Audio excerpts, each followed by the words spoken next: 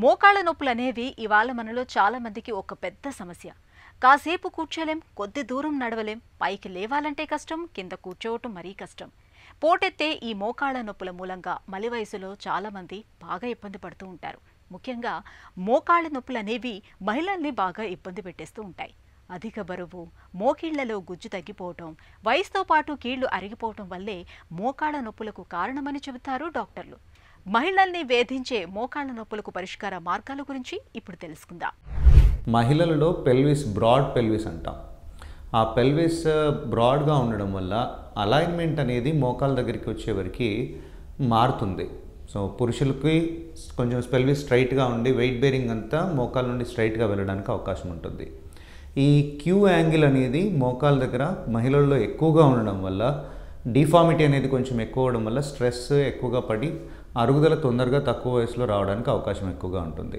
Hormonal changes post menopausal తర్వాత వాళ్ళకు hormonal imbalance వల్ల మహిళల్లో మోకాళ్ళ అరుగుదల కానీ బోన్ స్ట్రెంగ్త్ తక్కువగా ఉండడానికి అవకాశం ఎక్కువగా ఉంటుంది. ఈ అరుగుదలని మ్యాక్సిమం ఫస్ట్ మా దగ్గరికి పేషెంట్ వచ్చినప్పుడు మ్యాక్సిమం ఎలా కంట్రోల్ చేయాలి, నొప్పి ఎలా తగ్గించాలి అండ్ నీ రీప్లేస్మెంట్ని ఎంతవరకు పోస్ట్పోన్ చేయడానికి అవకాశం ఉంటుంది అనేది ప్రయత్నిస్తాం. అంటే ఇది యంగ్ ఏజ్లో ఉన్న వాళ్ళకి 45-50 సంవత్సరాల్లో ఉన్నప్పుడు మా దగ్గరికి వస్తే కనుక మ్యాక్సిమం మెడిసిన్స్ కానీ ఎక్సర్సైజెస్ వీటితోనే నొప్పి తగ్గడానికి కంట్రోల్ చేయడానికి ప్రయత్నిస్తాం. మెడికేషన్స్ అంటే మోకాల్లో గుజ్జు పట్టడానికి కొన్ని ట్యాబ్లెట్స్ ఉంటాయి.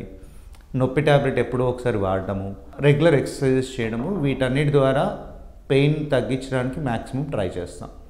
ఎప్పుడైతే 4th స్టేజ్లో జాయింట్ ఆర్థరైటిస్ వెళ్ళింది అంటే కనుక ఆ స్టేజ్లో మనకి ఏంటంటే నొప్పి ఏ మెడిసిన్స్ వాడినా కానీ ఇంజెక్షన్స్ వల్ల కానీ తగ్గడానికి అవకాశం ఉండదు. అప్పుడు పేషెంట్స్ ఎలా ఉంటారు, కొద్ది దూరం కూడా నడవడానికి ఇబ్బంది ఎక్కువగా ఉంటుంది. ఒక 1/2 కిలోమీటర్ నడవడానికి కానీ ఒక అరగంట నడవడానికి కానీ ఇబ్బంది ఎక్కువగా ఉంటుంది. డైలీ యాక్టివిటీస్ చేయడంలో చాలా ఇబ్బంది పడుతూ ఉంటారు. కూర్చొని లేవడానికి కూడా ఇబ్బంది పడుతుంటారు. ఆ సమయంలో మనకు వయసు అనేది నిమిత్తం లేకుండా స్టేజ్ 4లో ఉన్నప్పుడైతే నీ రీప్లేస్మెంట్ సర్జరీ అడ్వైస్ చేస్తాం. ఆ అరుగుదల తొందరగా రాకుండా మ్యాక్సిమం డిలే చేయడానికి జాగ్రత్తలు తీసుకోవడము, ప్రాపర్ డైట్ తీసుకోవడం ఒకటి, వైటమిన్ డి, B12 టెస్ట్లు రెగ్యులర్గా చేసుకుని అవి ఏమైనా తక్కువగా ఉంటే సప్లిమెంట్స్ తీసుకోవడము, కాల్షియం సప్లిమెంట్స్ తీసుకోవడము, మోకాళ్ళకి ఎక్సర్సైజెస్ కాండ్రో ప్రొటెక్టివ్ డ్రగ్స్ కొన్ని ఉంటాయి, మోకాల్లో గుజ్జు పట్టడానికి ఉపయోగించే టాబ్లెట్స్ అవి వాడుతూ ఉండడము, రెగ్యులర్గా ఎక్సర్సైజెస్ చేస్తూ ఉండడము, వేరే ఇంజురీస్ ఏదైనా అయితే కనుక తొందరగా ట్రీట్ చేసుకోవడము, ఇవన్నీ చేసుకోవడం వల్ల ఆస్టియో ఆర్థరైటిస్ని కంప్లీట్గా అంటే ప్రివెన్షన్ అని కాదు, డిలే చేయడానికి తప్పకుండా అవకాశం ఉంటుంది.